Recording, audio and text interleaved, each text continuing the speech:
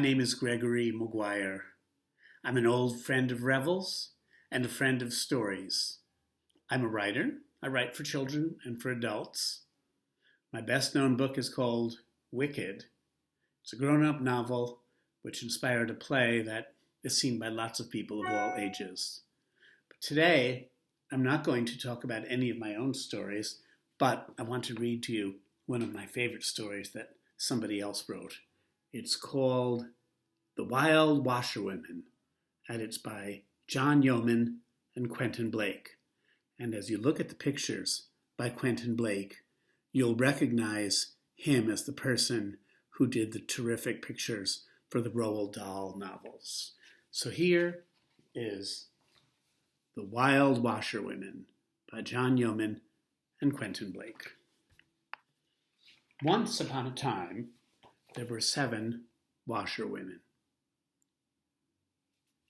Every day, they went down to the river with their baskets of laundry on their heads. Their names were Dottie, Lottie, Molly, Dolly, Minnie, Winnie, and Ernestine, and they were all good friends.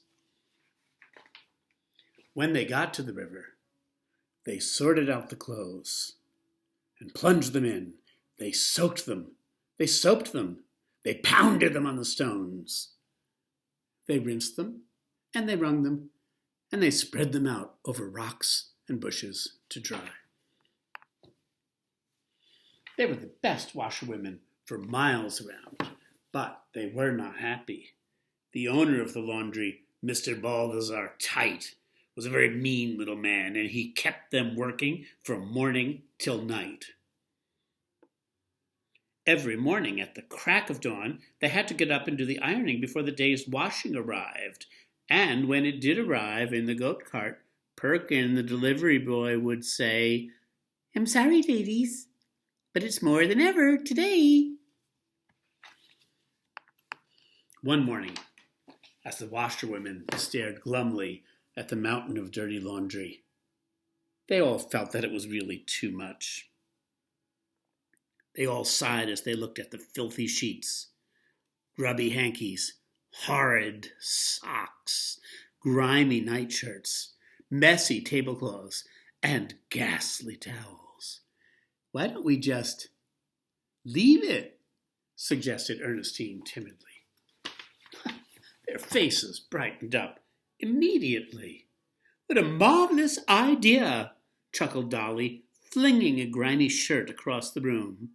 "Why didn't we think of that before?" chortled Winnie. And at that, they began to dance. But the door burst open, and in stepped Mr. Balthazar Tight with Perkin. Now, ladies," he said with a frown. "There's work to be done." Then he looked at the great mound of laundry on the floor. "Wonderful," he said. "There's more than ever." This made Minnie so angry that she shouted, "Let 'em have it, girls!" And the 7 washerwomen pushed the mountain of dirty laundry on top of Mr. Balthazar Tight. While he was struggling to get free, the 7 washerwomen raced out of the laundry and into the yard. They piled into the empty goat cart, and Dottie grabbed the reins. "Giddy up, Lysander," she cried to the goat. The washerwomen were so excited by their escape that they drove the cart right through the town pond, splashing the clean clothes of the passers-by with muddy water. And after that, there was no stopping them. They rode into the marketplace, where they overturned the stalls and set the animals loose.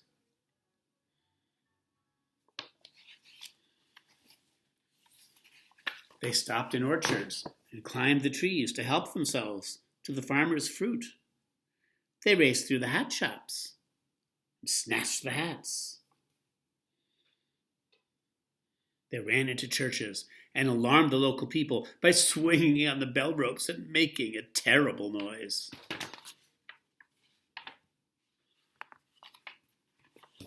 The washerwomen were having so much fun that they didn't want it to stop. So every day they went on the rampage, and all that washing had made the washerwomen very strong. The people who tried to stop them didn't have a chance. Everyone was terrified of them.